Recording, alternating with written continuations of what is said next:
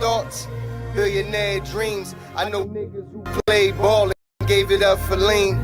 Millionaire thoughts, billionaire dreams, but my account in overdraft, I'm about to scream. Rich man greed, A poor man prayers, every man bleeds. but look how God made us. Too many losses, it's only right that we win. Yeah, I made a promise I'm never gonna lose again. Like always, before we start, make sure y'all like, share, and comment, and also subscribe. Not just because the channel is dope, but just because it costs you nothing to subscribe. So please subscribe to the channel. I truly do appreciate it, man. And like this whole Chicago, this mayor and governors giving Trump a hard time about basically going into Chicago or something and basically saying they're going to fight it or whatever. I don't know. Let's see what they talk about. President Trump declaring the nation's capital a crime-free zone as a result of his federal takeover. And he's still considering expanding his crime crackdown to other cities after Chicago faced a violent holiday weekend. Alexandria Hoff joins us live from Washington with the very latest. Good morning, Alex. Well, good morning to you. There were multiple mass shootings this weekend in Chicago. At least 43 people were shot, 7 fatally. And Governor J.B. Pritzker maintains that the National Guard is only necessary in an emergency, and he feels there is not one. Yesterday, Bro, why they having, mass shootings, bro? 7 people dead. Last weekend, I think it was last weekend, was 6. So over this weekend, another 7 people died. And 43 were shot or injured or something. Like, he responded to that God and the damn. Trump administration And this ramping fat up immigration motherfucker, enforcement. this fat piece of shit taking pictures outside, talking about he taking pictures on a boat in a nice part of Chicago, talking about, oh, it's nice out here. It's nothing going on. I don't understand why he wants to bring the National Guard here. Meanwhile, on the black side of things, motherfuckers over there getting murdered. You know what I'm saying? But he don't care. See, fat fucks like him, fat pieces of shit and pieces of shit black fucking fake politicians like the mayor or governor, whoever they are. I don't know which one is which. Either way, they both Democrats and they both a piece of shit. They don't care about the black neighborhood. They don't care. That's who's dying. That's who's dying. So meanwhile, they're telling their basically everybody else, including, because the residents are saying the same shit that Trump is saying, and that pastor that I showed on the last episode, where he's saying all of these people are dying, but yet they're saying they're not. Little fat piece of shit. We hope that they don't send any troops along with ICE, and if they do, they'll be in court pretty quickly. Because that is illegal. Posse Comitatus does not allow U.S. troops into U.S. cities to do, to fight crime, to be involved in law enforcement. That's not their job. DHS Secretary Kristi Noem was asked about potential plans to deploy the National Guard to cities like Chicago. Listen. There's a lot of cities that are dealing with crime and violence right now, and so we haven't taken anything off the table. We've been making sure that we have the resources and the equipment to go in. We've been working to partner with every single agency that we can. Well, President Trump stating yesterday, D.C. is now a crime-free zone in just 12 days. Now, here in Washington, since federal reinforcements arrived, the White House says over 1,500 arrests have been made and over 150 firearms taken off the streets. Local Democrat leadership was quick to cite falling crime rates as a reason why the DOJ takeover of the police force was not necessary. But the Washington Post editorial board acknowledged that, quote, there are legitimate reasons to be skeptical of the city's published crime statistics. That's in reference to an investigation into whether D.C. police cooked the books to make the crime rate appear lower prior to being federalized. Guys. And that is not a good thing. Alexandria Hoff live for us. Alex, thank you. Let's bring in Chicago radio host and resident Ray Stevens. Ray, how many more innocent people have to die on the streets of Chicago for Governor Pritzker and Mayor Johnson to, quite frankly... That's his name, Mayor Johnson. He's a piece of shit, too. He don't care. I done seen his own residents curse him out on a regular basis. They don't care. He just look at him because he don't care about him. He don't give a fuck. And another thing is, he know he's not going to win, come up for when these re-elections come back around. He know he's not going to win. They're not going to vote him in. But, bro, these people do not care about you, bro. They do not care. And the fact of the matter is, bro, I'm gonna tell you this though. When the motherfuckers, if Trump do deploy them, what's the names? Shh, bruh, that shit gonna be bad, bro. Cause them little niggas, listen, they got some big shit out there. I showed y'all the video. Listen, they got some big shit out there. It's gonna be a whole war. But guess what? They're gonna lose. There's gonna be a bunch of. That's what's gonna make it even worse. Cause when all of these black kids die because they wanna act like they fucking I don't know. They think they SEAL Team 6. They think they SEAL Team 6 out there, but they gonna go against real military, and it's gonna get deadly. I got a feeling. I hope it doesn't. I hope I'm wrong, but the way the videos that I've seen, these little niggas don't give a fuck about dying. They don't care. They ready to go, and they got military style weapons, and they can't win. You can't win against real military, bro. It's just not. This is what they do. It's gonna be bad. And I don't think it's gonna take long, but for them to really get the point, but still, all in all, I just think when they go to Chicago, it's just gonna be a real issue, to be honest. But it's just so crazy that this mayor and them is acting like it ain't. But you know why? They acting like it's not, because it's not white bodies falling. You know what I'm saying? If it was a bunch of white motherfuckers out there getting killed on a regular basis, guess what? Donald Trump wouldn't have had to come there. They would have been doing something about it already. And of course they would have said, yeah, come on, bring the military. You know what I'm saying? But being as though it's black people killing black people, they want to act like, oh, it's nothing going on here. Don't even worry about it. Don't come. Swallow their pride, admit they were wrong, admit they have a problem, and welcome Donald Trump's crackdown there in the Windy City. Todd, it just doesn't make any sense, but it's condition and response, right? We've been going through this in Chicago for years and years and years, especially under the Biden administration. But here's what they'll say. Here's what the Democrat leaders will say. They'll say, oh, well, you know what? By statistics, the crime numbers are down. And you and I both know that you can manipulate numbers to your favor. They took away a shot spotter. And you think about it, 43 shot, 7 dead. Now, people will say, well, back in the 90s in Chicago, there were 700 to 800 murders a year. All this really does is show you how good first response and triage has become to save these people. But to your point, I don't want one person shot here in Chicago. Chicago is probably 2,500 police officers down because nobody wants to do this job anymore. That's where the rub lies, right there. We need more officers. We need people to prosecute crime. And I don't understand why the hill that the Democrats want to die on is, dead citizens and dead kids each and every weekend. 43 shot in Chicago on a weekend. That's normal news. It's not an outrageous or unrealistic number right now. And we got a day to go.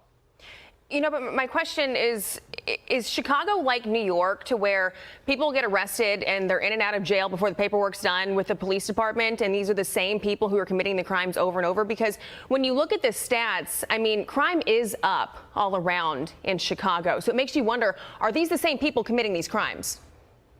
Well, we've got the Safety Act here. I believe Illinois was the first state with the Safety Act. There's no safety within the Safety Act.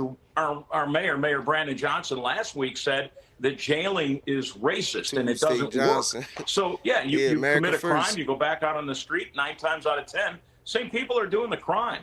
And you can see what happens. I mean, look at those numbers you have right there. We're talking about homicides. Nobody mentions carjackings. There was a beatdown last weekend in the Gold Coast where a guy had his eye socket smashed. I thought the guy was dead. And even talk about stuff that goes on in the Gold Coast is the nicest of the nice neighborhoods. And I know that the men and women and the people that live in some of Chicago's hardest hit communities, they want safety. And there's a lot of people here. They won't say it to your face. They want the Guard here, and the Guard, I think, will be here this week. You mentioned Mayor Johnson. He's pushing back against not only Trump's crime crackdown, but also the immigration crackdown that Trump is threatening there for the Windy City. Let's take a listen to what he said about cooperating with ICE. He is the biggest threat to our democracy than we've experienced in the history of our country. Bro, this is your black leader, bro, in Chicago. He's saying Donald Trump is the biggest. This is all they got. Donald Trump is the biggest threat to democracy that we have ever seen. Bruh, it's the same shit. What his ultimate desire is This guy is a clown, bro. To come into our city, to break the Constitution, and to break our democracy, and to break our city. And Chicago is going to remain firm in our position. Bro, his own city don't even like him. All of them people that's behind him are all people that work for him. That's it. They get a check to shake their head yes and agree. But nobody in Chicago, real residents, we're not talking about criminals. You know what I'm saying? We're not talking about people that's out there doing the bullshit. We talking about regular civilians who are just trying to wake up every day and go to work and feel safe doing so. They do not like this nigga at all. They don't like him at all. Like so to be clear, if I'm hearing the mayor properly, illegal migrants breaking the law is democracy. Trying to stop them is a threat to democracy. What do the people of Chicago think about that, right? That's crazy. Hey, Todd, I need to tell you, there's a whole movement in Chicago. Chicago flips red, Chicago turns red. People have had enough. They're tired of immigration money being sent to people that are here illegally when their kids are in schools and they can't read, they can't write, they can't do math. That's a fact. In a city that's $1.5 billion behind in a budget at this point in the year is just ridiculous. So to sit here and think that you're doing the city a favor by saying you're protecting them by not protecting them, I don't get it. I'm here to tell you, Chicago and Illinois is going to see a change real soon. Yeah, I was going to say, I mean, they voted him in, but is this really what they want? So it'll be interesting to see what happens when his time comes up here. Ray Stevens, thanks so much. Thanks, Ray. Thanks, guys. I'm Steve Duke. They gonna get his ass up out of there. I guarantee you. He won't be their mayor for long. Like, it's crazy, bro. You can't make this shit up. People dying every day. But like I said, bro, it's because they black. Listen, it would be a fucking crisis if it was white people dying, bro. I'm just being honest, and I don't even be off the race thing. I'm just saying it's a fact. It's just the fact that they don't really care about black life. You know what I'm saying? They don't. You know what I'm saying? They look at motherfuckers like they just animals. You know what I'm saying? And really, what's the name made a good who was that? Wallow. When I played that segment about Wallow made a really good point about, you know, the environment that niggas grow up. Like, you can't even be mad at niggas for doing shit that they do, to be honest. Because this is what they learn. You know what I'm saying? They learn the gang culture. They learn, you know, just criminal shit, you know? Like, that's what we learn. My shit, the first thing I did to make money was sell weed. You know what I'm saying? And then it progressed into other shit, harder drugs and stuff like that. So I know about it. I come from it. You know what I'm saying? But it ain't impossible for niggas to turn it around. But what's going to turn it around is what Wallow also said that I agree with, is motherfuckers having solutions. Solutions. What's the solutions? The solution is giving niggas another outlet, showing niggas another way. The real thing is niggas is uneducated, bro. I be around niggas. You know what I'm saying? I've been around niggas. I was locked up with them. I was in prison with them. Motherfuckers is really uneducated, bro, because we don't value education. You know what I'm saying? Niggas start going in the streets. Man, I know little niggas. I used to cut hair in the barbershop in the hood. And just little niggas, you know what I'm saying? Little snotty nose niggas riding around on the bikes. You know what I'm saying? Next time I see young boy, he in the county with me. You know what I'm saying? And looking at him, I knew he was going, you know what I'm saying? Because you just see it. You see it. You don't even, you know what I'm saying? It's really sad, to be honest with you. You know what I mean? Because that's how much they just don't care, man. They think throwing up a program here and there, or, you know, making the schools look nicer, that's doing something. Nah, man. This shit is bigger than that. This shit is bigger than that. And the thing is, we gotta make, you know, working cool. Motherfuckers getting a job cool. We gotta make all the negative shit negative. Keep it negative. Cause we make everything negative cool, bro. So it's just like, I don't know, bro. I don't know. You know? And maybe with time, maturity, because, you know, I know niggas that gangbang that's doing good now, you know? I know niggas that's out of that life. You know what I mean? I'm one of them. But I know other people, too, that I still talk to this day who got up out of that lifestyle, who like, man, that shit whack. Motherfuckers start working out, doing fitness shit online and just trying shit. You know what I mean? But one thing's for sure, they working, they building a family and all of that. You know what I mean? So it's possible for niggas to come up out of it, but I guess it just boils down to you gotta want it. You know what I mean? And the way these little niggas, they coming like demons. They like, man, fuck all that that positive shit. We ain't with none of that. They love that negative shit. You know what I mean? So I don't know, bro. It's just crazy. But I'm gonna tell you this: that mayor and that governor, they do not care about you, dog. Just know that. Happy Labor Day, Monday, September 1st, and we have This RJ Talks. We're about to get into this. So it's just a little segment about just an update on this whole. I guess India is choosing to fuck with China, some shit like that. On this whole BRICS. I've heard about this BRICS shit. Like Russia, China, I want to say North Korea, and I guess India too. You know, they all coming up with this. You know, they trying to make their currency the world currency or something. a big show today. India choosing sides this weekend, choosing China over America. History has been written this weekend, and nobody in the Western press is talking about it. Really, this story went almost completely under the radar. A new world order, one even the United States will have difficulty countering. We're going to go over it. And in 2 weeks, everything changes for the U.S. economy. The next FOMC meeting won't be just any normal rate cut. We're going to explain why, and more stories as well from around the country. Modi's a great leader. I don't understand why he's getting to bed with Putin and Xi Jinping when he's the biggest democracy in the world. So I would just simply say to the Indian people, please understand what's going on here. You got Brahmins profiteering at the expense of the Indian people.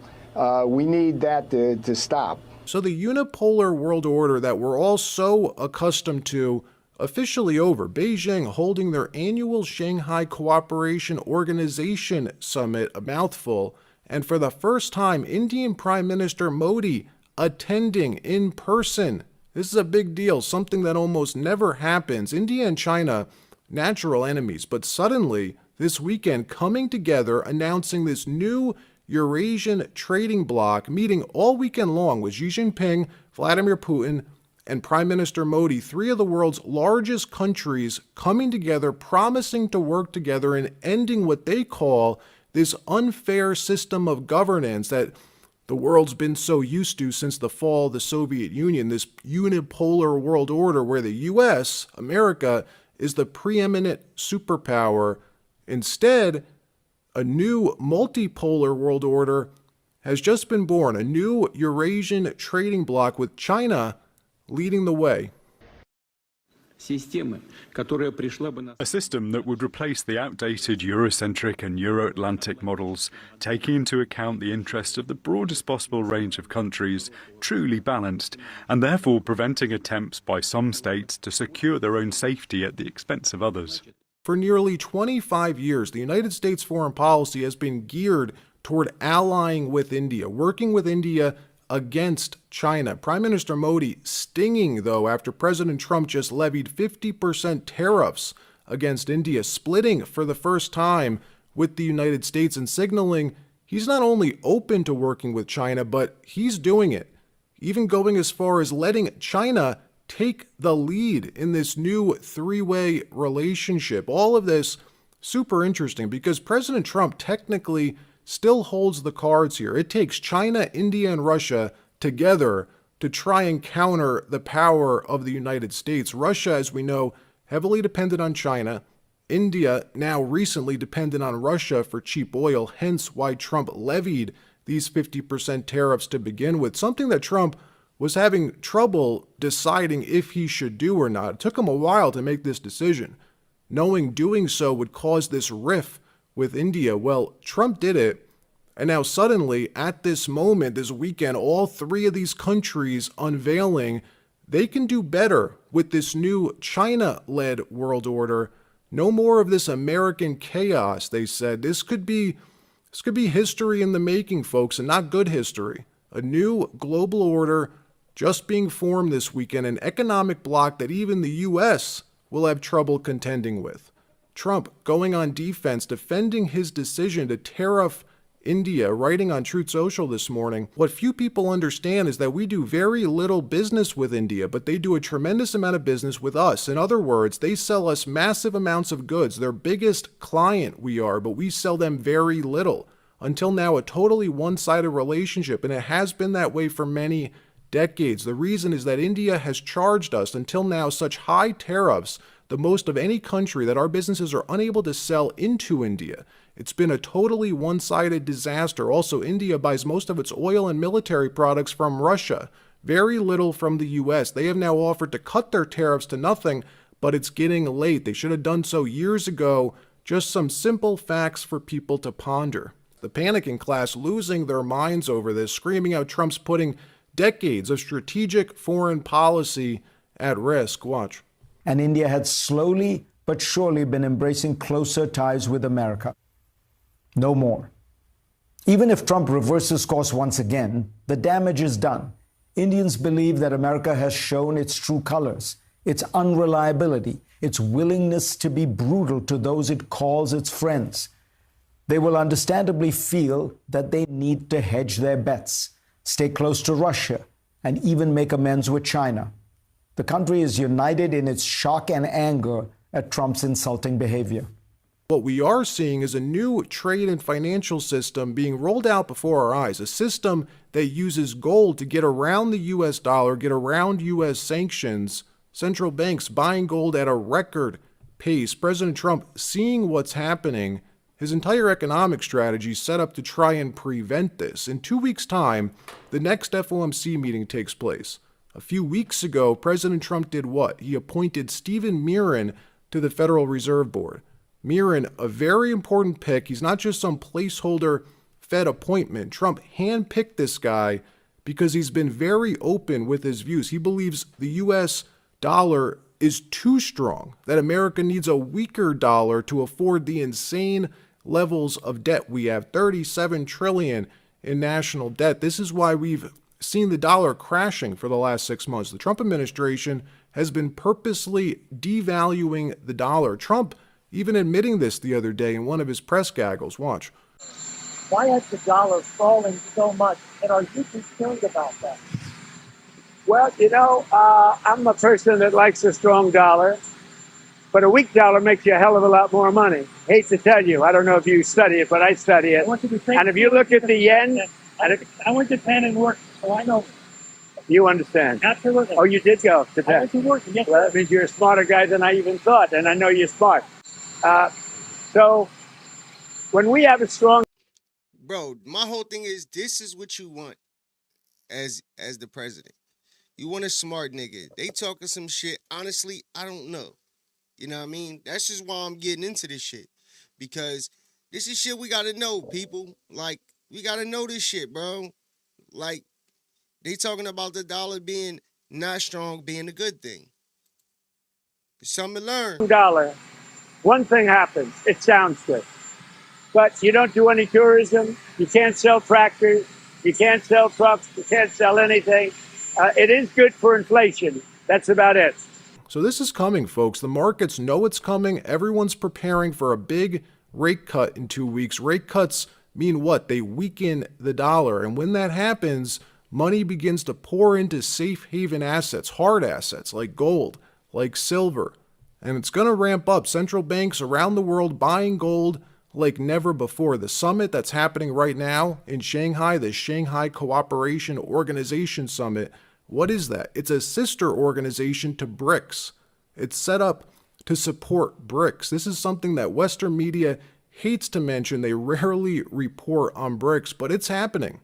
We need to know about it. These countries, Brazil, Russia, India, China, South Africa, what are they doing? They're trading in their own currencies right now and setting up this new currency system, something called BRICS Pay, something that, again, is backed by gold. It's this brilliant currency system that cuts the dollar out completely. We're not going to get into how it works, but President Trump knows about it. He's trying to stop it from happening. Negotiating right now, and it's also BRICS. You know, they have BRICS, which is basically a group of countries that are anti the United States, and India is a member of that, if you can believe it. It's an attack on the dollar, and we're not going to let anybody attack the dollar. So it's partially BRICS, and it's partially the trade, this trade situation. It's the deficit. We had a tremendous deficit. So, as you know, Prime Minister Modi is a friend of mine, but they don't do very much business in terms of business with us. They sell a lot to us, but we don't buy from them. You know why? Because the tariff is so high. They have one of the highest tariffs in the world. And now what we're suddenly hearing with this new push at the Fed and even in Congress to revalue our gold reserves, why would they do that? Because right now, America's gold reserves are valued only at $42 an ounce on our balance sheet. $42 an ounce. If they revalued it to just current market price of what, $3,500 an ounce, that would instantly cut our national debt in half, something like that. And it's not just the Fed talking about doing this, it's all these Western central banks. And it's not just gold. We're seeing something similar with silver, my favorite metal, a huge breakout in the price of silver because there's so many catalysts converging at once right now.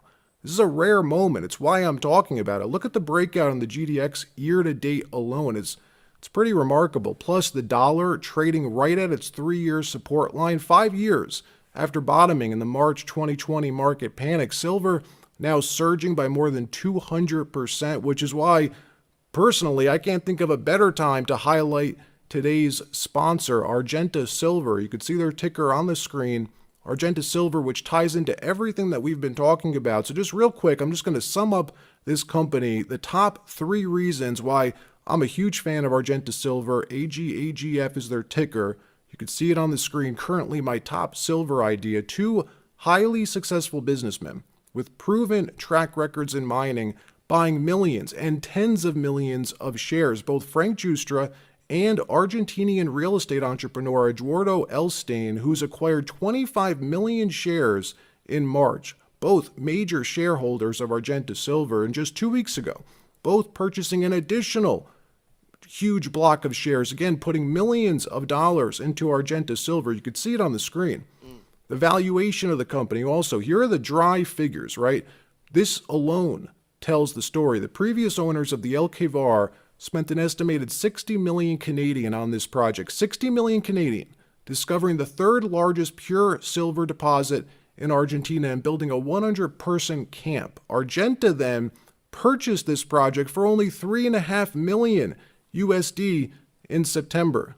The pure silver deposit contains silver resource of 45.3 million ounces at 482 grams per ton in the indicated category and 4.1 million ounces at 417 grams per ton in the inferred category. Also, less than 1%, get this, less than 1% of the project area has thus far been explored. I can't overstate the potential here. Less than 1% of the project area explored thus far. This is already the 3rd largest undeveloped pure silver deposit in Argentina, and Argenta Silver now has a significant cash position, roughly 18 million USD in working capital, and they are drilling as we speak. So results are imminent and will continue to come in for the next few months. So this project, remember, was dormant for over a decade. So this drilling program is critical. Again, the ticker on the OTC is AGAGF. This is one of the reasons that with gold hitting an historic all-time high, that with silver hitting a 12-year high, that with one of Argentina's most prominent businessmen, Mr. Eduardo Elstein, with a track record in mining, investing 7.5 million Canadian in Argenta Silver, and with billionaire mining magnate Frank Giustra calling this project a vehicle to fulfill a 40-year dream of his to scale a pure-play silver company. This is the reason I'm featuring it to you. Situated in Argentina's top mining jurisdiction, Salta province is the best voted jurisdiction of Latin America by the Fraser Institute for 2023. And not only that, but the government and the previous owners did plenty to build the infrastructure that Argenta Silver has inherited with this acquisition. Ready-to-use camps for 100 people, 60 kilometers of internal roads and external infrastructure, including an active railroad, a pressurized gas pipeline, a road, and a high-voltage power line. So look, do your homework on Argenta Silver. All right, that wraps up this episode. Like, subscribe. We'll see you next time. You know where to put your money at. Dang. It's a lot going on, people. It's a lot going on. That's why I say, bro. I'm gonna say what they want, man. Oh, man, ain't nobody give a fuck about that politics shit, bro. Like, meanwhile, it's a lot of shit going on, and we gotta know about it. Like, my thing is, this shit more important than worrying about if Young Thug is snitch. I don't give a fuck if Young Thug is snitch. Who gives a fuck? People still gonna go to the white people still gonna go to a show. They still gonna buy his records. Ain't no niggas buying his records. Nobody give a fuck. Anyway, is Young Thug going to talk to the police, put money in your pocket? No. RJ Talks just gave you the whole play on the silver play, letting you know like, yo, it's some big shit coming with this whole brick shit and just giving you just good information, bro. You know, I felt like that was he giving you the play. You know what I'm saying? So if you got some money saved up, man, you know where to put your money at. You know, even in gold, period. Even if it's a couple dollars. You don't know. Like, this the thing. Like, we don't teach our people about stocks. We don't teach about bonds, about credit, about anything. We don't be knowing shit. This is why we the last on the totem pole when it comes to just financial freedom in general. But we want to talk about how the white man got steps ahead of us and all of that, man. But guess what, bro? It's black motherfuckers out here winning too. You know why? Because they don't give a fuck about Young Thug being a rat. They don't care about Gunna being a rat. They don't give a fuck about none of that shit. They don't care about none of that. You know, my guy, damn. Can't think of his fucking name off top, man. But he be doing the trading too. And he was in the army and he was cutting hair and he was talking about how, you know, basically he was in the army, he was cutting hair and he was taking his cutting hair money and putting it in the trading and, you know what I'm saying, giving niggas the game. You know what I'm saying? He's somebody I follow too. You know, cause look, man, it's money to be made out here, people. Fuck what motherfuckers is talking about. You know what I'm saying? It is a little bit of entertainment here and there, but man, fuck that, man. We gotta get to this paper, man. We got, you know, I'm behind. You feel me? I'm behind in this shit, and I'm mad about it. I'm real mad about it. And that's why my shit is never gonna lose again. Because I'm never gonna lose again, bro. It's only up from here. I done lost for fucking 15 years straight, man. I know what it's like to lose. You know what I mean? Now I gotta get back to the winning part. You know what I mean? Because this shit weak. Motherfuckers out here worrying about the dumb shit, man. Fuck that. Let's worry about getting this paper. Let's worry about coming together, starting businesses. Let's worry about entrepreneurship. You know what I mean? Ownership. I don't care, man. You know what I mean? Investing in, you know, niggas be like, oh, a nigga got 1%. Like niggas was clowning Jay for having a small percentage of something. I forget what it was, but like Jay said, well, shit, 1% of fucking, it was some crazy number, like a couple 100 billion or some shit. It's a lot of money. You know what I'm saying? So niggas be focusing on a motherfucker gave 100% of nothing. I know what that's like. You know what I'm saying? Starting a business. Yeah, I may be the owner, but doesn't mean your business doing something. But hey, at least a motherfucker out here trying. You know what I'm saying? But let's get into this next video with Officer Tatum. They had this whole debate, battle with ideas, hosted by Grace Glass. I know Officer Tatum in the building, and I'm not really sure what the segment is about, but we're gonna see. Let's tap in. I cannot name one white gang. Neo-Nazis marching in Nashville, Tennessee. Where do you see the murder rate in the neo-Nazi group? I ain't never seen a neo-Nazi a day in my life. They're marching in Nashville, Tennessee all the time. And where's the violence? Who have they killed? Show me a murder statistic of the neo-Nazis. Okay, that's what I thought. This video is brought to you by Synergy Life, ladies and gentlemen. If you're sick of being soft, if you're sick of your T levels being low, if you're tired of being a Democrat, won't you get you some T-Force? Of this debate is for you to come to your own conclusions. You will hear two different sides. You will hear the liberal side of issues, and then you will hear the conservative side.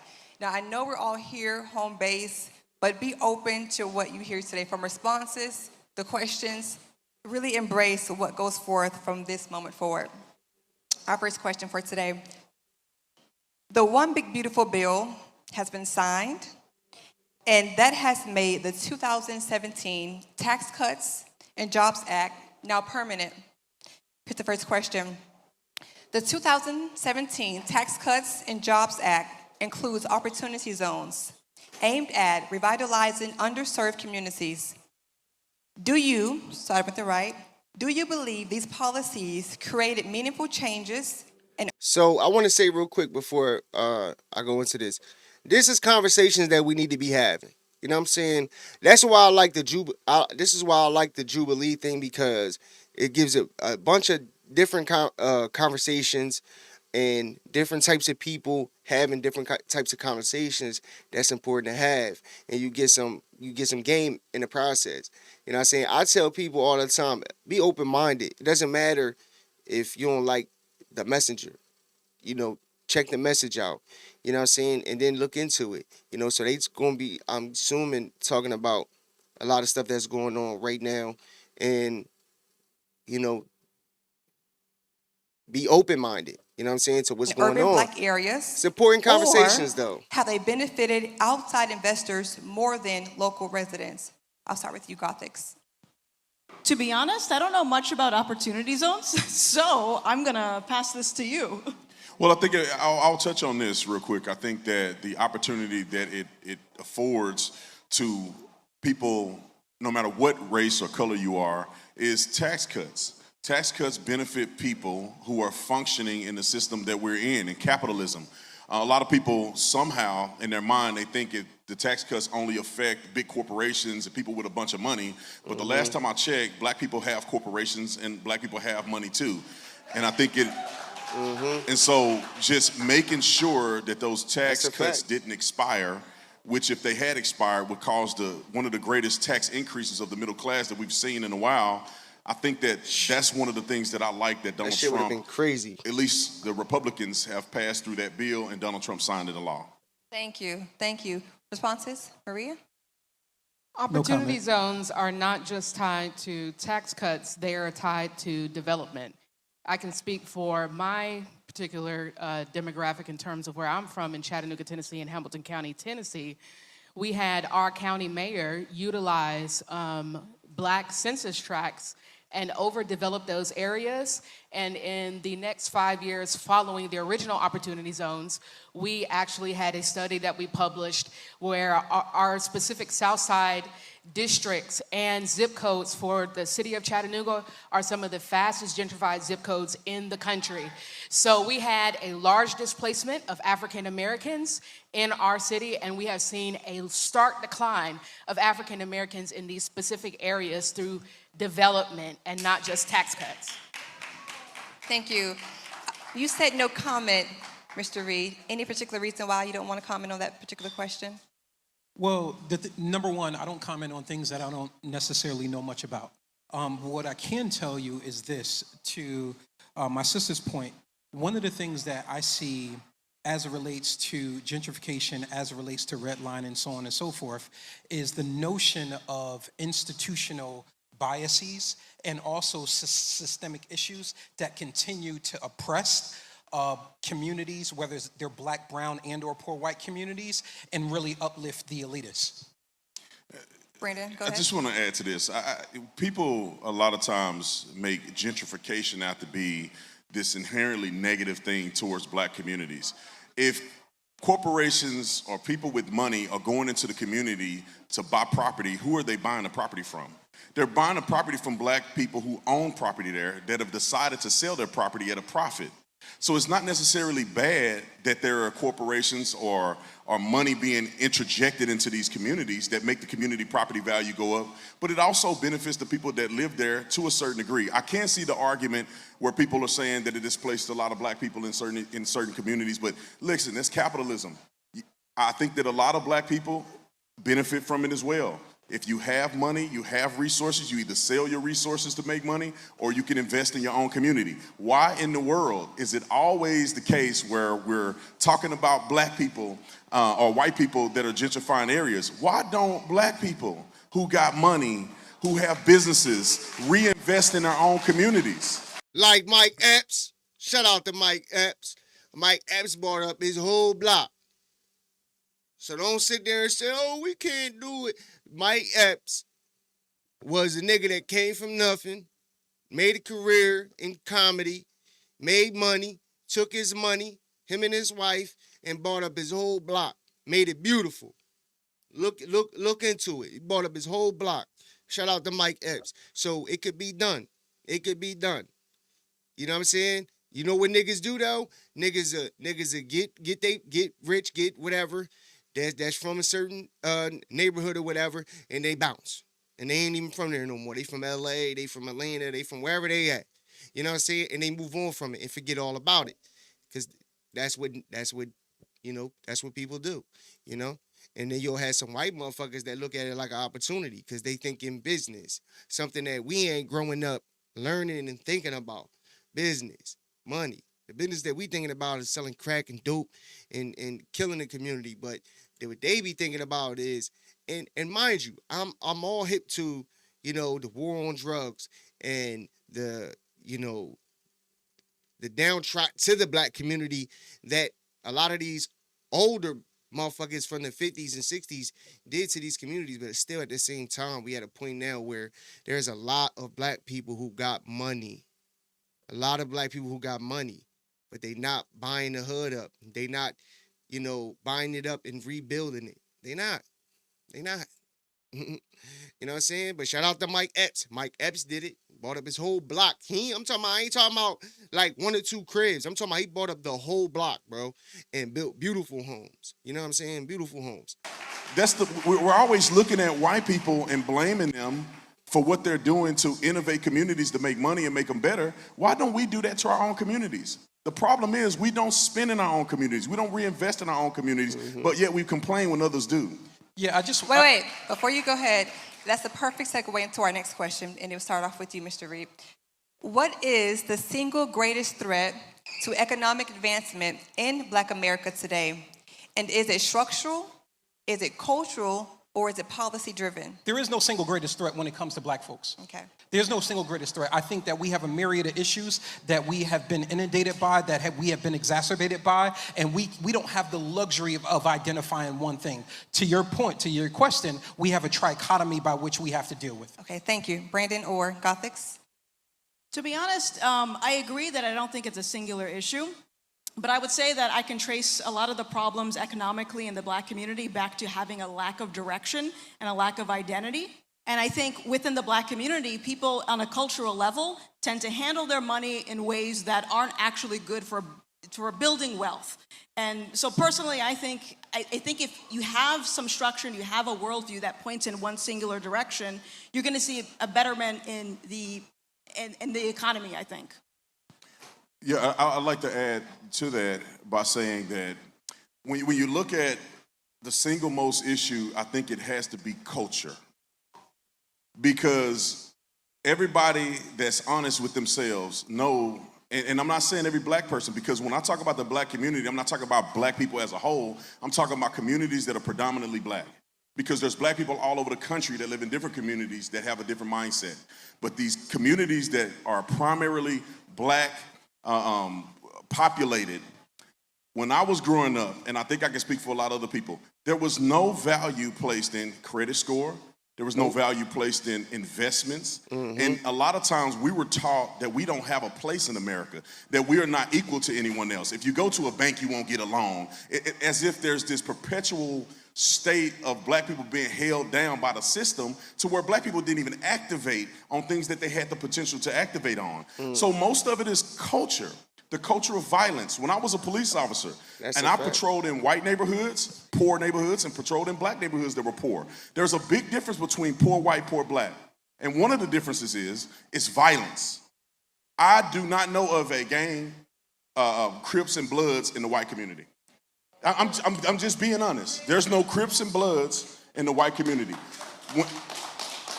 If you go to Chicago, Illinois, and you looked at the shootings that occurred over the 4th of July weekend, I'm talking 40, 50 people shot, 20 people killed. In Philly, drive-by shooting with 15 people, I think, were seriously injured, a few of them killed. You don't see this same type of violence in white neighborhoods. And that is a cultural phenomenon that I think hurts black communities a lot. Thank you, Brandon. Okay, so I see from Mr. Reed, and then Maria. Yeah, well, number one, I don't know what neighborhoods that you, former officer Tatum has patrolled in, but where I come from, I know a whole bunch of Crips, I know a whole bunch of Bloods, I know a whole bunch of local high-risk groups that are in white neighborhoods. If you've ever been to Little Rock, Arkansas, if you've ever gone to New Haven, Connecticut, if you've ever gone to places that are outside of Chicago, outside of Philadelphia, outside of Compton, you will see that there is a permeation of a spirit that is trying to kill people everywhere. Hold on. Wait. Let me finish my point, my brother.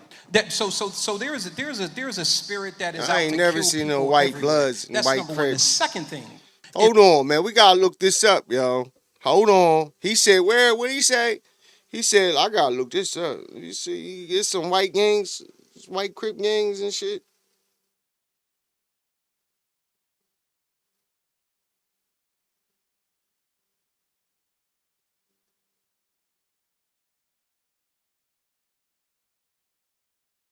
I gotta look this up. Is this real? Hold on.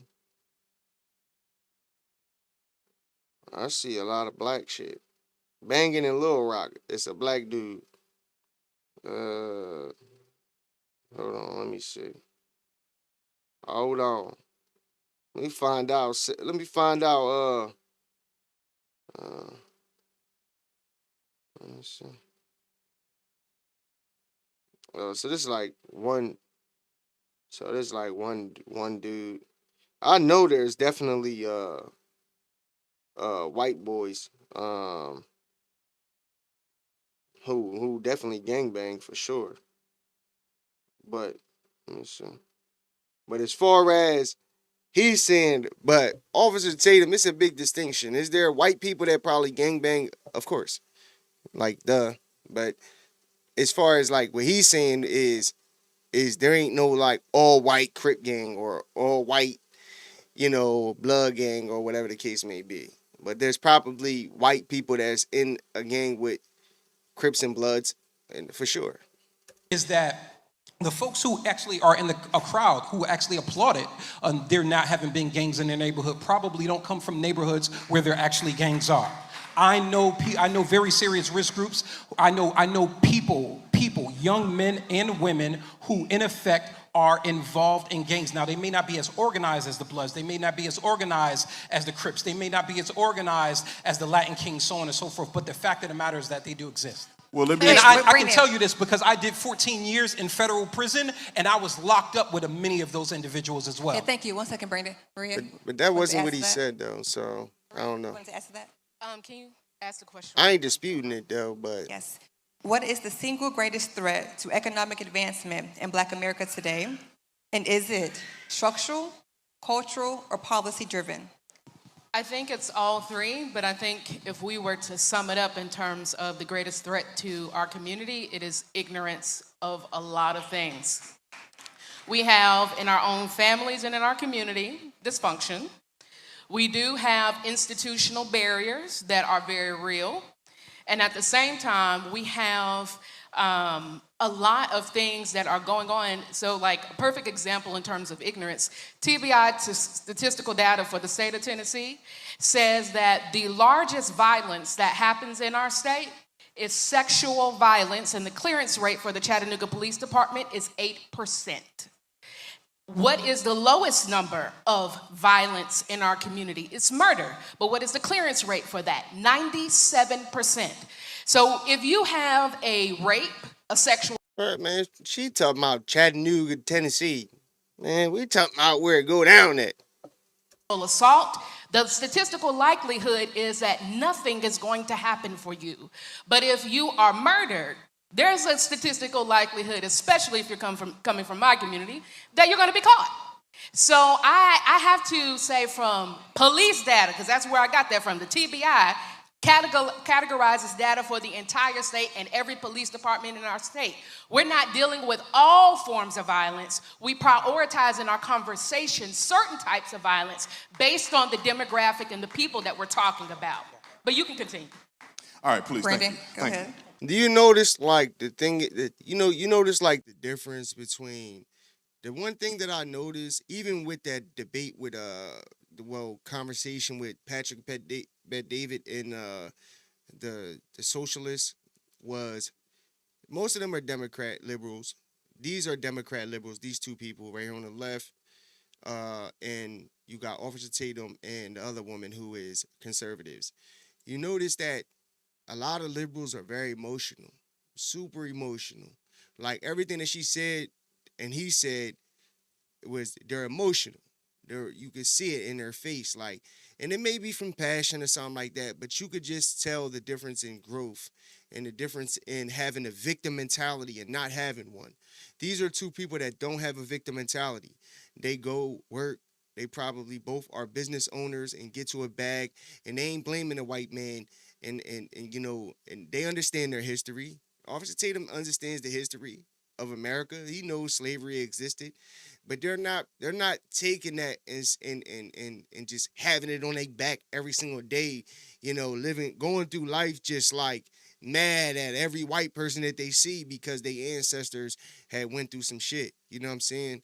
Like, the fact of the matter is, bro, there is nothing holding us back but us. Everybody has it. I got two little cousins that are going to Stockton College. I actually got another my son's cousin. She's going to college. Like, we got the same opportunities, bro. If anything, people from low income neighborhoods have a better chance, especially from with all the DEI shit and all of that. You know what I'm saying? Motherfuckers is getting into college with bare minimum. You know what I'm saying? But at the end of the day, you have people going to college. You got people starting businesses. You got people out here that do not have a victim mentality and aren't emotional about what happened back in the day because they understand that that's not happening to them today. They're not going through life worrying about if they're going to walk down the street and get lynched. It's not the same, bro. It's just not the same. We keep trying to, I don't know why people want to feel like they can relate to what happened to our ancestors and even people in the 70s, 60s, 80s, early 90s. Like, even they went through some racism, you know what I'm saying? But people today act like they can relate. You know what I'm saying? They act like they can relate to what, Malcolm X went through and Marcus Garvey, Huey P. Newton and them, Fred Hampton, who got popped by the police in his own home, like straight up just murdered. You know what I'm saying? Like, you can't relate to them. These people cannot relate to them, but they act like they can. They act like, they in that same struggle when you're not, bruh. You're not. You should be grateful that you're not and not have that victim mentality and work with the white people, work with the black people. And we need to worry about our own issues instead of worrying about what the fucking white man doing because they win it. They ain't worrying about you. I cannot name one white gang. Hell's Angels? No, that's like the Crips and the Bloods.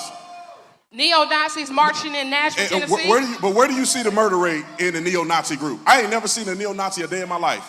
They're marching in Nashville, Tennessee all the time. And where's the violence? Who have they killed? Show me a murder statistic of the... Look. He calling her out. Neo-Nazis. Okay, that's what I thought. Let's talk about the violence in gang. Look. Let's talk about the... He chewed her up. Is there probably neo-Nazis and the KKK and all of these people somewhere? But what he was saying, where's the violence? Who have they killed? I've never seen a neo-Nazi person. You know what I'm saying? I may have came across one somewhere, didn't know who he was, but gang violence. Are we willing to lie about the issue in the black community of gang violence? These young dudes, let's look at the music. You look at rap music. We got a thing called drill music, where young brothers are rapping about murders that they are committing on a day-to-day basis. Listen, that's we wild. see young men dead and lying dead in the middle of the street. Let's talk about the reason why sexual assault and murder is prosecuted at a different rate, or at least arrested at a different rate. Because when you have a dead brother laying right there on the ground, you have a plethora of evidence that you can see with your own eyes. Many times they're shooting people right in front of everybody, at parks, right in front of the club. I mean, so the evidence is there. That's why it's easier to prosecute people when you have a dead body.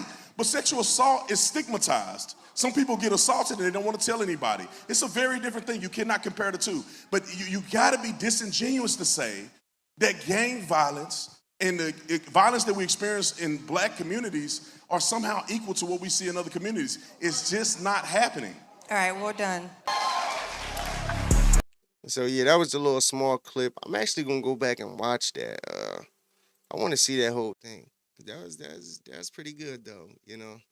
But he made some good points, man. And I fuck with Officer Tatum though, you know, like he be breaking shit down. And more importantly, bro, I just think that's the best way to go, bro. The best way to go is to just not have a victim mentality, bro. I'm a nigga that been in prison, been in jail, got felonies on my jacket, waiting for my 7 years so I could pay to get my shit expunged, so I could, have a clean record and go, get my firearm legit, all that. You know what I'm saying? Because there's so many things we lose out on in the black community and that they want us to lose out on. That's the thing, bro. Yes, they have put things in place for us to fail. But at this point in life, motherfuckers are just signing up for it now. We signing up to go to jail. We signing up to go to prison. You know what I'm saying? We signing up to lose our right to bear arms. You know what I'm saying? Because when you go to prison and you get felonies, you lose certain rights. You know what I'm saying? Like when I came home, I got a job. I've always had a job. It's never been hard for me to have a job. That's why I don't understand people who say, oh, I filled out. Matter of fact, during that interview, there was a guy or two on there who was saying they filled out all of these applications and couldn't get a job. And he immediately asked them questions that proved that, no, you don't have a problem getting a job. You're just being selective on what job you want because you think you're special when you have special privileges and you can just, like when you're broke, you don't have, you know what I mean? Beggars can't be choosers. You feel what I'm saying? And that's what you are. You're a beggar. You live off welfare and all that, cool. But at the same time, nigga, you ain't in a position to fucking choose where the fuck you work at, nigga. Especially if you ain't got the credentials. Period. You know what I'm saying? But it was jobs that I wanted that was simple jobs. Like I wanted to get a driver's job. And I had got 4 of them, literally back to back. 4 companies called me, was going to hire me. They liked it, my attitude. They liked it when they interviewed me, everything. I said all the right things. I got the job. When my background came back, that stopped me from getting the job. And then so I had to settle because I fucked that up. The white man ain't fucked that up for me. I did because I was a criminal.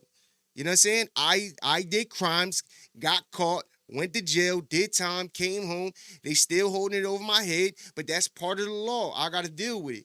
Until I can get my shit expunged, then I got to deal with that, and I'm cool with that. And guess what? I still make $27 an hour as a felon. So I'm cool with that. I'm cool with that. You know what I'm saying? So I'm looking at it like shit. Me doing the podcasting or when I get my record expunged, then I can move up or just start my own business because I got a boss mentality. That's what I'm on. I'm trying to start my own business. I ain't trying to work for a motherfucker making them rich forever. That's just my mentality though. Not everybody got that mentality.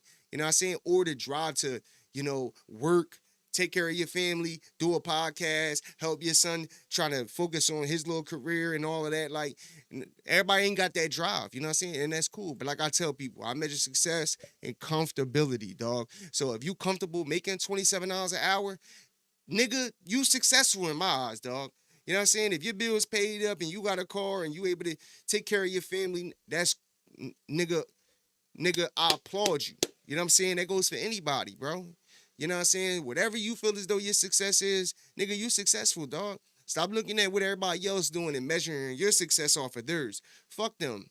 What they eat don't make you shit, bro. And, like, that whole conversation was cool because it just gives you the understanding of how people are thinking. You know what I'm saying? You got some, and guess what? I guarantee you, out of all them 4 that were on stage, Officer Tatum and that other lady, I don't know her, but I can guarantee you they got shit going on. Them other 2, they might have some things going on, and they might be fronting Like they ain't for capitalism and they, they all that. But I guarantee you, them two make more money than them two. Why? Because them two over here bitching and complaining and blaming the white man out, fucking protesting and talking about what the white man doing to the black man and all of this dumb shit. And these two over here handling business and still doing the same thing they doing, but just in a different way. So they still gonna probably get the same, better outcome, honestly, because bro, I was there, bro. I've been in TC programs, therapeutic community program, right? Down prison. And I've been around the niggas who was like, yo, how I'm gonna take care of my family. And I'm there with them in the same 10 shit with them, and they in there, and I'm looking at them like, because I've worked before. Yeah, I've been a criminal. I've sold drugs and did different things, but I also worked too, so I know that life too. So I'm like thinking in my mind like, dog, you could work. Oh, well, how am I supposed to take care of my family off for 9 to 5? Just like the rest of the fucking nation. What are you talking about? You know what I'm saying? And if that job ain't making you enough money to handle your business, get another job. You know what I'm saying? Or start your own business. But we ain't thinking like that. All he know is the only thing that was making me money to be able to take care of my family was selling drugs. That's all he thinking in his mind. So he's trying to he wants to do good. That's the crazy part. It was one of my Muslim brothers. He wants to do good. In his heart, he wants to go home and change. He wants to go home and do something different. But he's trying to also convince himself that, no, that's not going to do it for me. I'm not going to make it that way. You know what I'm saying? Only way I'm going to make it and be able to take care of my family is get this easy money. You know what I'm saying? But really, what it all boils down to, dog, is niggas is lazy, bro. I work with them. We lazy, bro. I'm not saying that nobody else. I'm just saying we lazy, bro. We some lazy motherfuckers, dog. Not me though. I ain't lazy, dog. I was fortunate enough to have a dad who made me work for everything. You know what I'm saying? And I'm thankful to that nigga for that shit. You feel me? But bro, we lazy, bro. I see it all the time, bro. Motherfuckers coming to work. You filled out an application and you said, nigga, look, all right, y'all paying me what? All right. Okay, 19. All right, true. And what I'm going to be doing? Okay, cool. I'm working what shift? All right, cool. You signed that motherfucking contract and you said, I'm going to do this job for this pay. Y'all going to pay me this. I get paid every 2 weeks. Cool. And I see niggas coming to work every day. Lazy as shit. Like, it make me mad, dog. You know what I'm saying? Like, I'm a foreman now. Before, I was a backup foreman. I only was a foreman for 2 days out of the week, right? Niggas, I used to be like, dog, come on, bro. Come on, bro. And it be the niggas. It be the niggas every time, bro. Every time. Like, dog, come on, bro. You older than me, dog. You older than me, bro. Come on, bro. You supposed to be giving me some game at some point. I'm like, dog, you just lazy, bro. Me and this nigga, he trying to argue with me. I'm like, dog, fuck out of here, bro. You weird. Because you got written up for being lazy. I don't got time for that, dog. I'm not, and then another thing is that I hate with niggas, dog, and I know I'm rambling, but I don't give fuck niggas my shit. Yo, niggas always want to bring up street shit. Dog, I'm not in the streets no more, bro. I'm not in the streets no more, bro. I don't give a fuck about the streets, dog. Like, niggas want you to bring the street shit to work. Bro, I'm not in the streets, bro. Like, what are you talking about, bro? We in the warehouse, bro. What are you talking about? Niggas be like, oh, dog, like, niggas ain't even thorough, this and that. Dog, I don't gotta be thorough to you, dog. I'm not trying to be thorough to you, bro. You's a nobody to me, bro. You know what I'm saying? Like, but niggas, what niggas do? You get a position, and instead of niggas being like, and mind you, I was a cool motherfucker too. I'm a nigga like, dog, just do your job. I ain't trying to make you do no more, no less, no nothing. Just do your job. That's it. And we good. What niggas do? Niggas want to be on their phone, want to be outside chatting with their bitch, all types of shit, all goofy shit, bro. Niggas lazy, bro, period. And that's the reason why they ain't getting nowhere in life. So, if you want to get somewhere in life, dog, just, number one, get educated on whatever it is you're trying to do. I tell niggas all the time, I know niggas that play the game and shit like that. Cool, I play the game too sometimes, but I'm not a gamer. I know niggas that game. Dog, go get a camera. Go get your phone. You don't even gotta buy a camera. Use your phone, get a little laptop, cheap little laptop, whatever, a used one, whatever. Get you a little headset with the microphone and start streaming. Start streaming. You know what I'm saying? bro, whatever it is that you do, nigga, you make it a way to make money. You know what I'm saying? If I want, dog, I could get on this shit and cut hair all day and do little haircut videos. But I don't want to do that because that's, you know what I'm saying? But I cut hair. You know what I'm saying? I do many different things. You know what I mean? I make music. I could get on here and make music and make hits. You know what I'm saying? But I don't want to do that. You know what I'm saying? I'm going to make my music and put it how I want to. But I want to talk my shit, try to better the, you know, try to tell my story. And also let niggas know, like, bro, you can fucking turn it around at any given moment. You know what I'm saying? At any given moment, you could turn it around, bro. At any given moment, bro. It took me 15 years to, like, be like, yo, I'm done. With the street shit, all that shit, bro. And I started working, started building shit up. Now, I got my own shit. I'm doing better. And listen, this ain't a flex. This ain't, like, none of that, because I ain't into that. I'm a humble dude. But I'm doing better than niggas that never been to jail, never been to prison. You know what I'm saying? And it doesn't, I'm not saying I don't struggle. I struggle too. You know what I'm saying? I struggle too. You know what I'm saying? And I might need to borrow a couple of dollars here and there. But at the end of the day, I still got my own shit, and I'm doing better than niggas that never been to jail, that don't got no felonies. You know what I'm saying? Like, bro, you got a chance to turn it around. Turn it the fuck around, bro. No excuses. No excuses. I don't want to hear no excuses, dog. You can't talk to me about excuses, nigga. I'm a nigga that got 6 felonies. I don't want to hear your excuses, dog. Fuck you. I don't care. You know what I'm saying? That's why niggas be bad, bro. You know what I'm saying? Because you a nigga that just, nigga, I ain't looking to make no excuses. Fuck all that, dog. That shit ain't gonna get you nowhere. So if you want to motherfucking get to it, bro. Do your information, do your homework on whatever it is you're trying to do, whether it's a podcast or whatever, bro. Just last year, bro, I was doing clothes, bro. I was doing clothes. Niggas that tell you that know me, I was doing clothes last year. I had a fucking $25,000 setup with some help from my peoples. Ain't gonna put her out there. You know what I'm saying? My peoples. You know what I'm saying? Help me. And I had a whole $25,000 setup doing clothes. It didn't work out the way I wanted it to. You know what I'm saying? But I learned so much from it. So it wasn't a failure. You know what I'm saying? Most people be like, oh, man, I knew that shit was because they plan on your downfall. But I don't care because guess what? Now I'm doing the podcast shit, nigga. You know what I'm saying? Built this shit by myself. You know what I'm saying? Like, fuck out of here, dog. You know what I mean? Just keep trying shit. Fuck niggas. Fuck what they talking about. Like I tell niggas, I see so many, I done talk to people that try to be like, oh, I don't want to do that because everybody doing that. So fuck what niggas doing, dog. Fuck what niggas doing. So what if everybody got a podcast? I hear niggas say that shit all the time, man. All niggas doing these weak ass podcasts. Man, fuck niggas, dog. Fuck niggas and what they talking about, bro. Do your podcast, bro. Start your clothing line. Do whatever you trying to do, bro. Fuck what niggas talking about, man. You know what I mean? Because at the end of the day, 5 years down, because that's what you got to think, years down the road. Don't think about 2 months from now, oh, my channel going to pop in 2. No, nigga, I'm thinking 5, 10 years from now, dog. That's how I'm thinking. My podcast going to be popping 5 years from now. And I promise you that. You know what I'm saying? And that's how you got to think, bro. So niggas had that winning mentality. Fuck that victim shit. Stop blaming the white man for your problems, nigga. Own up to your shit. Take accountability, man. That's part of growth, nigga. That's how you grow. You know what I mean? And keep on winning. Understand, man, you never gonna lose again if you had that mentality. That's a fact, man. It's your boy SL550, man. Until tomorrow, man, I'm out, you heard? Millionaire thoughts, billionaire dreams. I know niggas who played ball and gave it up for lean. Millionaire thoughts, billionaire dreams, but my account in overdraft, I'm about to scream. Rich man greed, a poor man prayers. Every man bleeds, but look how God made us. Too many losses, it's only right that we win. Yeah, I made a promise I'm never gonna lose again.